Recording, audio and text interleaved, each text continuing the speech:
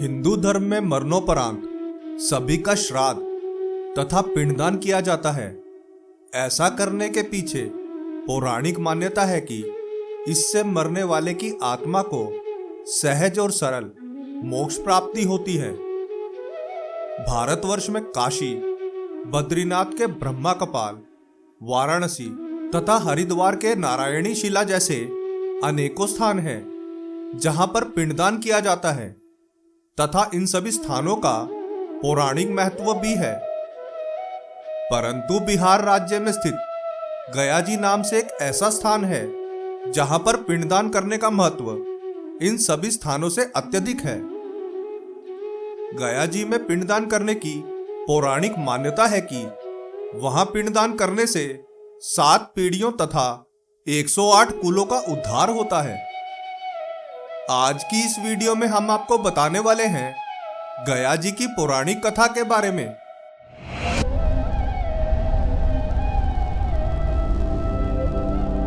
प्रणाम मित्रों, ज्ञान और वैराग्य चैनल में आपका बहुत स्वागत है। यदि आपने अभी तक हमारे चैनल को सब्सक्राइब नहीं किया तो जल्दी से सब्सक्राइब कर ले। गया जी की पौराणिक कथा इस प्रकार से है। आज से कई सदियों पूर्व राक्षस कुल में गयासुर नामक राक्षस का जन्म हुआ, जो जन्म से भले ही राक्षस थे परंतु कर्म से उसके उलट थे, अर्थात वह पुण्य कर्म करते थे। वह सदा ही प्रभु की भक्ति तथा आम जन के कल्याण कार्यों में लगे रहते थे। उनके आराध्य श्री हरि विष्णु थे। असुर गयासुर ने एक बार घोर तप करके श्री हरि विष्णु को प्रसन्न कर लिया तथा भगवान विष्णु उनके सामने प्रकट हुए और उनसे मनचाहा वरदान मांगने को कहा। गयासुर चाहते तो कुछ भी मांग सकते थे, परंतु उन्होंने ऐसा नहीं किया। उन्होंने आमजन के कल्याण के लिए वरदान मांगा कि उनकी देह इतनी पवित्र हो जाए कि जिस किसी की भी दृष्टि उस पर पड़े उसके समस्त पाप नष्ट हो जाएं तथा वह मरणोपरांत बैकुंठ को प्राप्त हो। श्री हरि विष्णु ने अपने भक्त को उसका मनचाहा वरदान दे दिया, जिसके पश्चात गयासुर समस्त धरती में विचरण करते हुए पापियों का कल्याण करने लगे। जो व्यक्ति उन्हें देखता वह समस्त पापों से मुक्त हो जाता, चाहे पूर्व में उसने कितने ही घोर पाप क्यों ना किए हों। मरणोपरांत वह स्वर्ग को जाता। मात्र इतना ही नहीं, जीते जी भी किसी भी पापी को उसके कुकर्मों का दंड नहीं मिलता, क्योंकि गयासुर के दर्शन करने मात्र से उसके समस्त पाप धुल जाते थे। पापियों का उद्धार करते हुए गयासुर को अनेकों वर्ष बीत गए। इस दौरान नरकलोक में हाहाकार मच गया, क्योंकि वहां कोई भी पाप आत्मा नहीं जाती थी, जिस कारण यमराज चिंतित हो गए। चिंतित होकर यमराज सोचने लगे कि यदि गयासुर इसी तरह पापियों का उद्धार करते रहे तो स्वर्ग में पुण्य आत्माओं के सुख भोगने का विधान निरंतर गतिमान रहेगा, परंतु नरक में पापियों के दंड भोगने का विधान ही समाप्त हो जाएगा।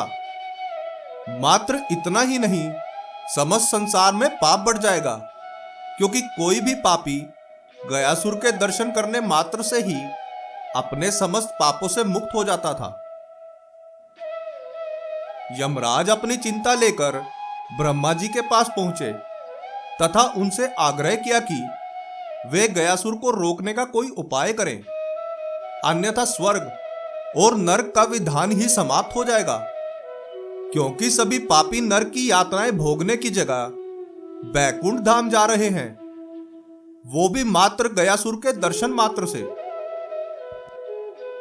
ब्रह्मा जी ने इसका उपाय सोचा और समस्त देवता गणों को लेकर गयासुर के पास पहुंच गए और उनसे आग्रह करते हुए बोले कि हे गयासुर, हम सभी देवता गण यज्ञ के लिए पवित्र भूमि की खोज में हैं, परंतु हमें कहीं भी आपकी देह से अधिक पवित्र भूमि नहीं मिली।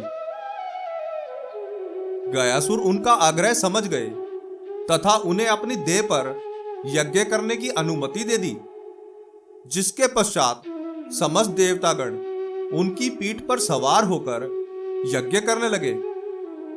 परंतु उसके उपरांत भी वे चलायमान बने रहे, स्थिर नहीं हुए और पापियों का उद्धार करते रहे।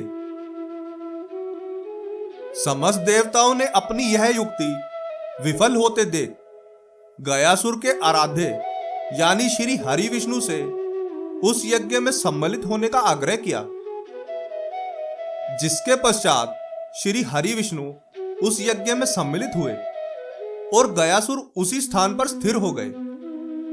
विष्णु जी ने गयासुर के इस त्याग से प्रसन्न होकर उनसे वरदान मांगने को कहा, जिसके पश्चात गयासुर बोले कि मेरी देह जिस प्रकार पवित्र थी और उसे देखने मात्र से पापियों के पाप नष्ट हो जाते थे, उसी प्रकार जिस स्थान पर मेरी देह स्थापित हो गई है वह स्थान भी पवित्र हो जाए और मरणोपरांत भी मैं समस्त पापियों का उद्धार कर सकूं। विष्णु जी ने गयासुर को यह वरदान दे दिया, जिसके पश्चात जिस भी मृत व्यक्ति का अंतिम संस्कार या पिंडदान उस स्थान पर किया जाता उसे मोक्ष प्राप्ति होती थी। तब से लेकर अब तक वह पवित्र स्थान समस्त पापियों को पाप मुक्त कराता आ रहा है।